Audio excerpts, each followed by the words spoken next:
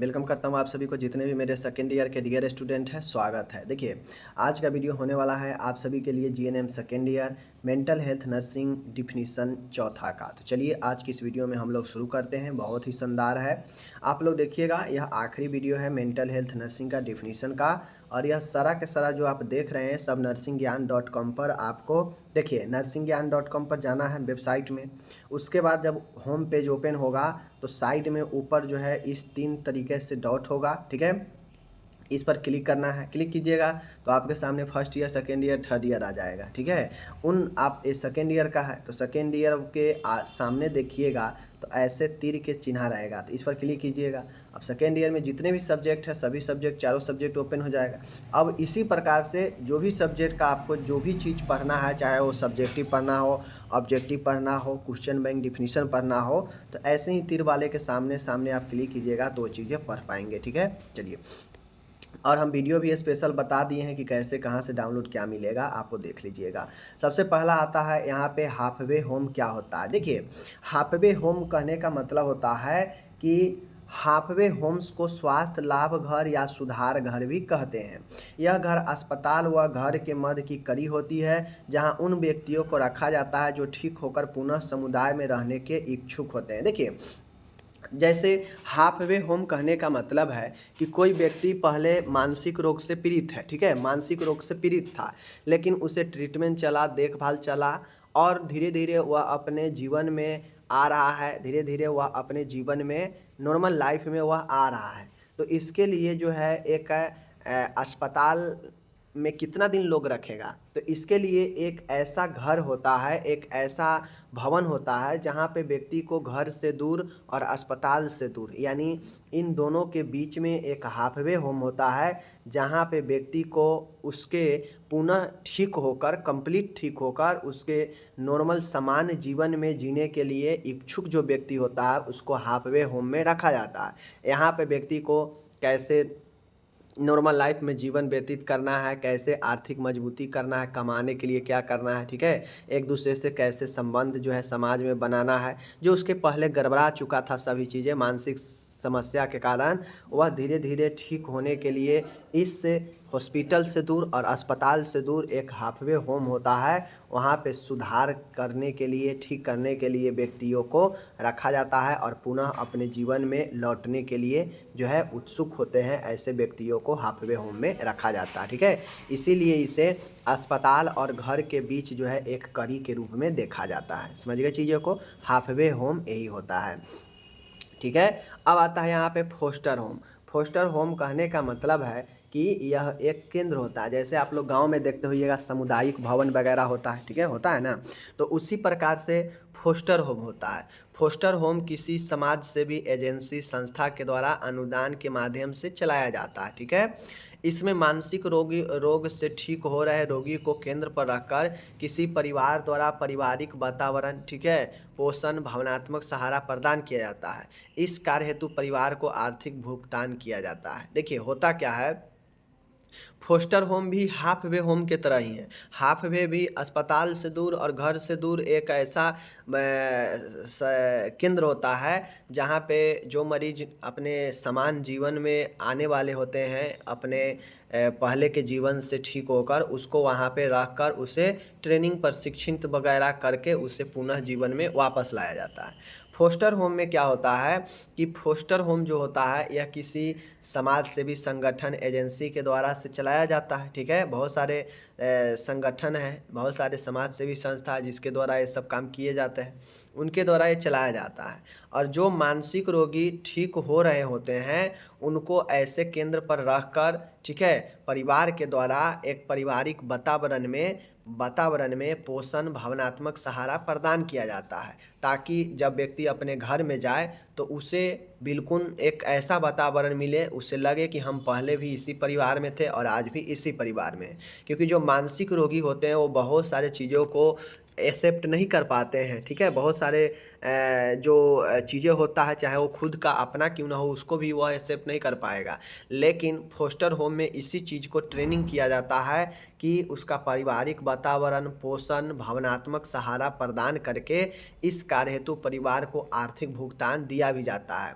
अब जो भी संस्था, जो भी परिवार अपने मरीजों के लिए ऐसा काम करती है इस फोस्टर होम में, उसको भुगतान भी किया जाता है, आर्थिक भुगतान किया जाता है। ठीक है, चलिए को समझ गए।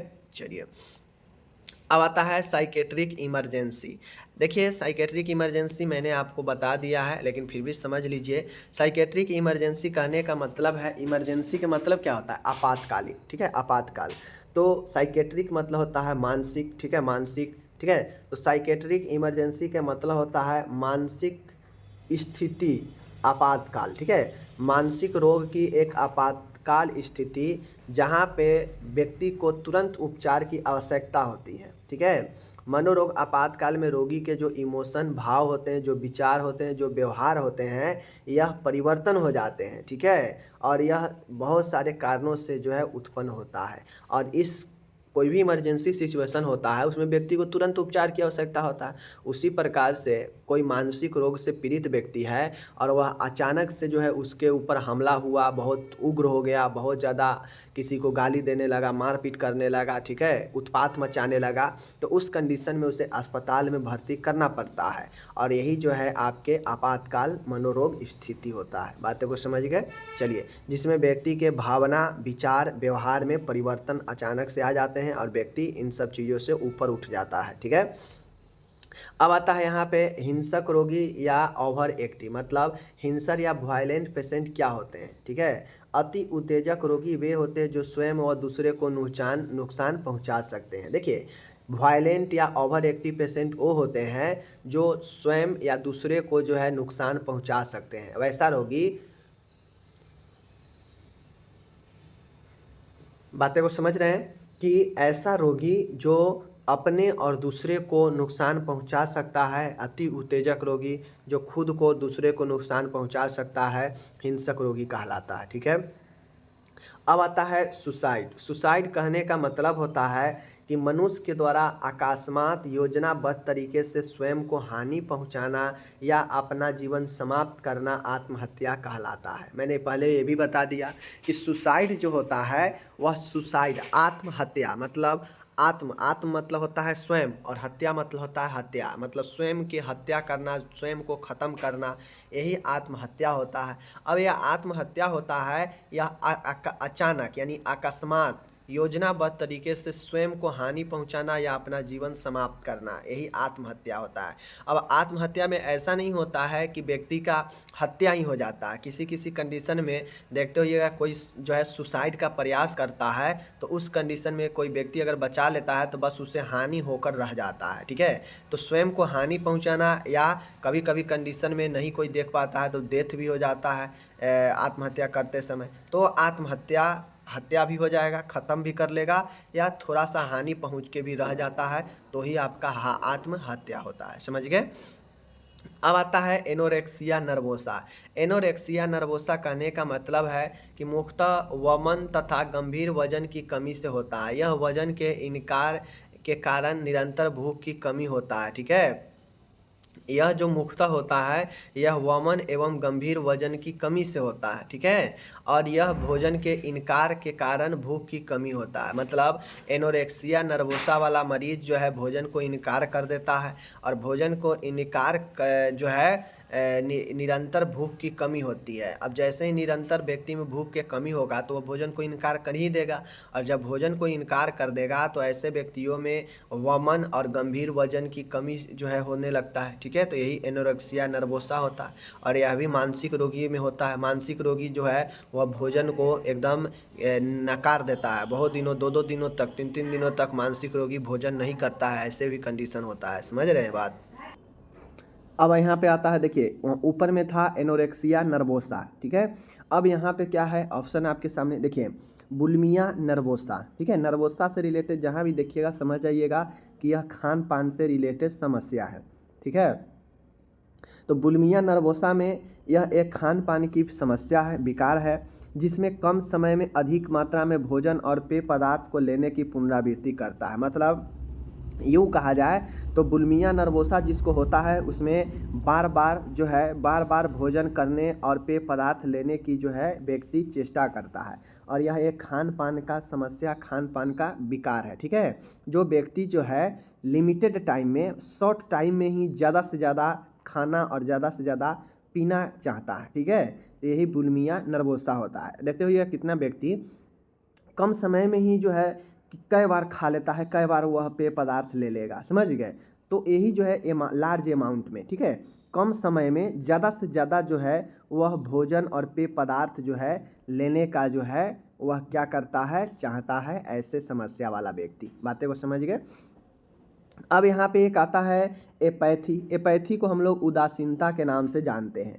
एक ऐसी अवस्था जिसमें आवेश तथा भावना को महसूस व व्यक्त करने की क्षमता कम हो जाता है। एपैथी वाला व्यक्ति जो है उदासीन हो जाता है, और उदासीन होने का मतलब होता है कि व्यक्ति में आवेश, ठीक है, व्यक्ति में इमोशन और फीलिंग जो होता है उसको व्यक्ति व्यक्त नहीं कर पाता है। बातें समझ रहे हैं कि व्यक्ति जो है इस अवस्था में होता है कि वह अपने भावनाओं को, अपने आवेशों को महसूस व व्यक्त जो है नहीं कर पाता है। एकदम जहाँ बैठेगा उदासीन बैठेगा, समझ गए ना। उसके ऊपर चेहरे पर कोई हंसी रहेगी और ना उसके चेहरे पर कोई दुख लगेगा। वह ऐसा फील करेगा जो उदासीन बताएगा उसको। ठीक है, यही एपैथी होता है। हेलुसिनेशन मतलब होता है भ्रम। भ्रम कहने का मतलब होता है कि भ्रम पैदा कब होता है, तो भ्रम की स्थिति तब होती है जब लोगों में गलत सूचनाएं जाए, जो चीज़ें न हो उसको प्रचार प्रसार किया जाए, तो यह एक भ्रम की स्थिति होती है। इसी प्रकार से भ्रम कहने का मतलब होता है साइकोलॉजी में, मेंटल हेल्थ में, कि आपके सामने कोई चीज़ें उपस्थित न हो, ठीक है, कोई विषय वस्तु आपके सामने न हो, लेकिन फिर भी आपको वह रियलिटी लगे, आपको वह जो है सही लगे, आपको लगे कि हाँ वास्तव में ये चीज़ें है, वास्तव में ये उपस्थित है, तो वही भ्रम होता है। ठीक है, यानी मिथ्या विश्वास, गलत चीज़ों में विश्वास रखना, नहीं होते हुए भी उस चीज़ों में वास्तविकता दिखाई देना, यही भ्रम की स्थिति होती है, यही हेलुसिनेशन होती है। ये सब एक मानसिक स्थिति होता है, समझ गए। स्टूपर क्या होता है? स्टूपर को हिंदी में व्यामोह कहते हैं। अब स्टूपर जो होता है व्यक्ति का लगभग एक ऐसी स्थिति जिसमें व्यक्ति बेहोश की स्थिति में होने को रहता है, स्टूपर कहलाता है। स्टूपर में व्यक्ति लगभग बेहोशी के जैसे दिखता है। ठीक है, स्टूपर, इसमें व्यक्ति का बोलना चालना एकदम मंद, बेहोश के जैसे हो जाता है। इसीलिए स्टूपर को व्यक्ति का लगभग बेहोश की स्थिति में होने को व्यामोह कहते हैं, यानी स्टूपर कहते हैं। बातें को समझ गए। एमनेसिया है स्मृति लोप। याददाश्त में परिवर्तन के कारण पिछली घटनाओं को दोहराने में होने वाले असमर्थता को स्मृति लोप कहते हैं। एक वर्ड में कहा जाए तो मेमोरी लॉस को एमनेसिया कहते हैं। अब एमनेसिया मतलब होता है मेमोरी लॉस, स्मृति का लोप होना। अब जब स्मृति का लोप होगा तो पिछले जो भी घटना है आप उसको रिपीटेशन दोहराने में आपको दिक्कत आएगी, असमर्थ होंगे, उसी को तो स्मृति लोप कहते हैं। बातें को समझ गए। चलिए, साइकोसिस है। साइकोसिस व्यक्ति के भावनात्मक मस्तिष्क में उत्पन्न विकारों को साइकोसिस कहते हैं। देखिए, साइकोसिस एक मानसिक बीमारी है। एक न्यूरोसिस होता है, एक साइकोसिस होता है। न्यूरोसिस जो होता है वह ब्रेन में गड़बड़ी, न्यूरॉन में गड़बड़ी के कारण हो सकता है, जैसे चोट लगना, संक्रमण होना, ठीक है, या फिर जीनेटिक्स कारण हो सकता है। न्यूरोसिस एक प्रकार का न्यूरोलॉजिकल डिसऑर्डर होता है, जो तंत्रिकीय विकार होते हैं। ठीक है, लेकिन साइकोसिस जो होता है यह इमोशन का, लैक ऑफ इमोशन, ठीक है, चेंज ऑफ बिहेवियर, इन सब का समस्या होता है। इसमें व्यक्ति का व्यवहार, व्यक्ति का भाव, ठीक है, भावनात्मक, व्यक्ति का सोचने समझने का शक्ति, ये सब जो है विकार होता है। इन सब में विकार होता है, अनियमितता हो जाता है, वही साइकोसिस होता है। इसमें सामाजिक संबंध प्रभावित होते हैं। और जब व्यक्ति कोई, हाँ, साइकोसिस को आप पूर्ण पागलपन कह सकते हैं, पागल की तरह कह सकते हैं। तो जो इस प्रकार के व्यक्ति साइकोसिस वाला होता है उसको सामाजिक संबंध प्रभावित होता है। अब देखिएगा कोई पागल व्यक्ति, उसको ये नहीं लगेगा कि ये हमारा बेटा है, ये हमारा चाचा है, हमारा पिता है, हमारा दादा है, या अगल का है, ये बगल का है। जब उसका मुंड गड़बड़ाएगा, जब उसका इमोशन, जब उसका मन व्यवहार जब गड़बड़ा जाएगा, तो वह किसी को नहीं पहचानता है। ठीक है, इसीलिए कहा गया है कि इसमें सामाजिक संबंध प्रभावित होता है।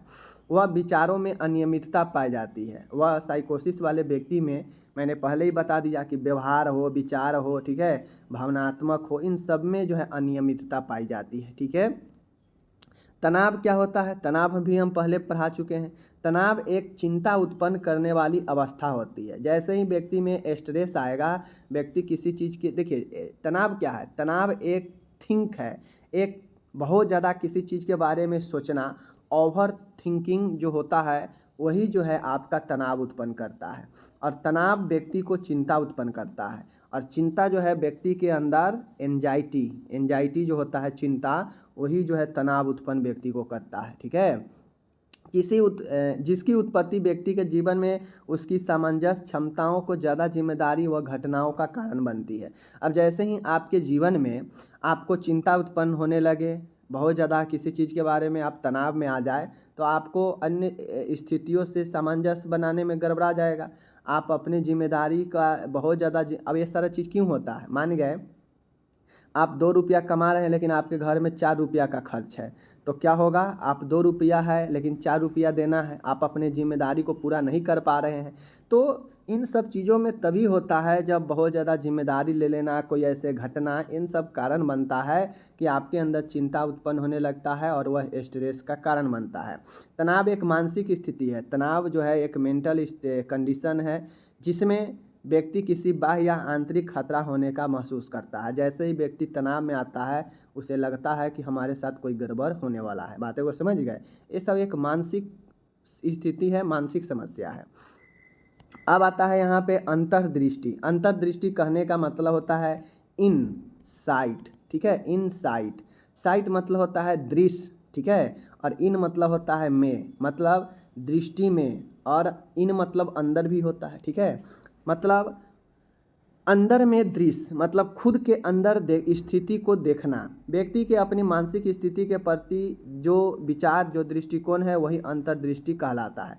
अंतर्दृष्टि का मतलब होता है, चूँकि हम लोग पढ़ रहे हैं मेंटल हेल्थ, तो इनसाइट में होता यह है कि जो व्यक्ति अपने मानसिक स्थिति के प्रति दृष्टिकोण जैसा रखेगा, वही उसका अंतर्दृष्टि कहलाएगा। बातें समझ गए?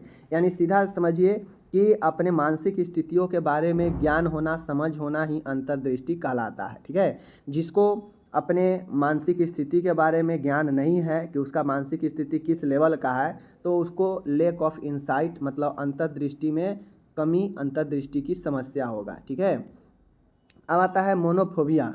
मोनोफोबिया किसी व्यक्ति में अकेले रहने से लगने वाले डर को मोनोफोबिया कहते हैं। मोनोफोबिया में व्यक्ति अकेले नहीं रह पाता है, व्यक्ति को बहुत ज़्यादा डर लगता है, और व्यक्ति जो है हमेशा किसी न किसी के साथ रहना चाहता है। तो अकेलापन में डर महसूस करना, अकेले रहने में डर लगना, यह मोनोफोबिया कहलाता है। ठीक है, अब आता है पैरानोई। देख लीजिए पैरानोइया क्या होता है। तो देखिए पैरानोइया जो होता है, एक होता है पैरानोइड, और पैरानोइड से ही पैरानोइया बना है। ठीक है, पैरानोइड अलग होता है, पैरानोइया अलग है। पैरानोइया जो होता है, यह एक प्रकार का मेनिया के तरह आप इसको कह सकते हैं। मेनिया, उन्माद जो होता है।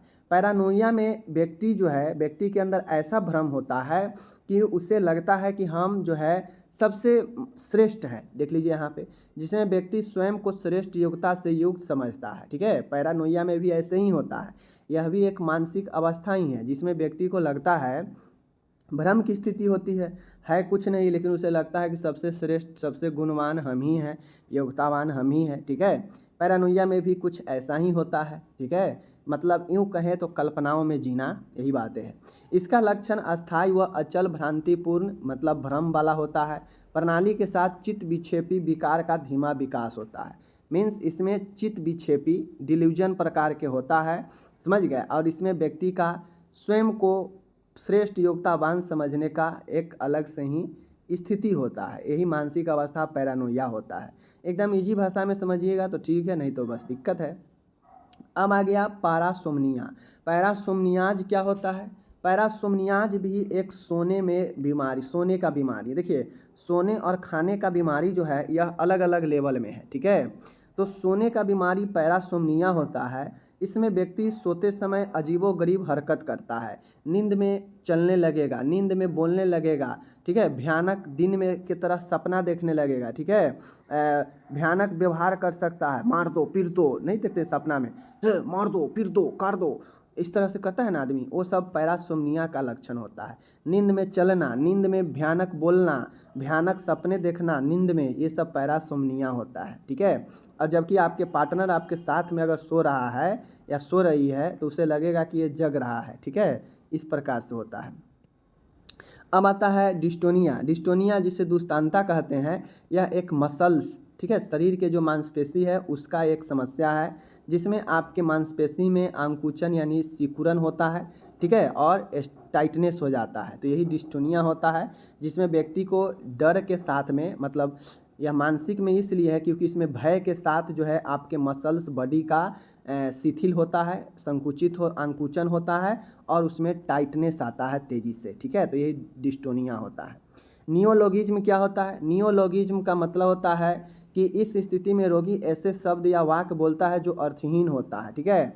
वह उनका अर्थ सिर्फ उसी को मालूम होता है। यह अधिकतर स्किज़ोफ्रेनिया के रोगी में पाया जाता है। तो नियोलॉगिज्म का मतलब होता है कि जो रोगी है वो ऐसे शब्द या ऐसे वाक्य बोलेगा जो बिल्कुल मीनिंगलेस होगा, अर्थहीन होगा, उनका कोई जो है सटीक अर्थ नहीं होगा, और यह जो भी वो बोलेगा वो उसका अर्थ सिर्फ उसी को पता होगा, ठीक है। और यह अधिकतर स्किज़ोफ्रेनिया, एक प्रकार के पागलपन, ऐसे रोगियों में पाया जाता है नियोलॉगिज्म, ठीक है। जो बोलेगा सिर्फ उसका मतलब उसी को समझ में रहेगा, दूसरे को समझ नहीं आता है, समझ गए। और इस प्रकार से हमारा मेंटल हेल्थ नर्सिंग का 4 वीडियो समाप्त हो गया, ठीक है, डिफिनीसन का। अब आपको जो है इसको अच्छे से कंप्लीट कर लेना है। अब आप लोग कमेंट करके बताइए कि अगला बार मैं जब शुरू करूं तो सभी सब्जेक्ट का ऑब्जेक्टिव्स शुरू करूं, ठीक है, या फिर सब्जेक्टिव में शॉर्ट और लॉन्ग क्वेश्चन शुरू करूं। आप लोग बताइए, उसी अनुसार हम लोग चलेंगे, ठीक है। कमेंट कीजिएगा और जैसा भी होगा मैं आपको बता दूंगा कि क्या शुरू करने वाले हैं, ठीक है। चलिए मिलेंगे अगले वीडियो में, धन्यवाद।